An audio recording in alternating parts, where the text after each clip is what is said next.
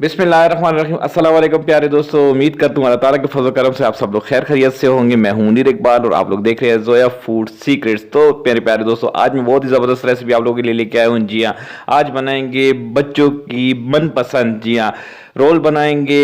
Bread roll chicken के साथ हम लोग बनाएंगे, बहुत ही मज़े के बनते हैं। और ये जो है ना, रमज़ान मुबारक में अगर ये शीट पे ना लगे तो अफ्तारी अफ्तारी नहीं लगती है। बच्चे तो छोड़ेंगे, बच्चे बड़े भी जो है ना इसको पे टूट पड़ते हैं। बहुत ही ज़बरदस्त रेसिपी है। जी हाँ, अच्छा, मैंने ये वीडियो जो है ना एक दो दिन पहले डाली थी यूट्यूब पे। अल्हम्दुलिल्लाह लोगों ने बहुत पसंद किया है, वीडियो अच्छी गई है, वायरल गई है। तो आप लोग पता है मैं ये शॉर्ट वीडियो डाल रहा हूँ, शॉर्ट वीडियो 1 मिनट से ज़्यादा नहीं होती। ये यूट्यूब की पॉलिसी है, 1 मिनट से ज़्यादा वीडियो नहीं अलाउ करता। आप लोगों को मेरे यूट्यूब सेशन पे जाना होगा तो वहाँ पे आप लोगों को यही वीडियो जो है ना कंप्लीट मिल जाएगी। इसके अलावा मजीद अच्छी अच्छी रेसिपीज़ मेरे चैनल पे मौजूद है।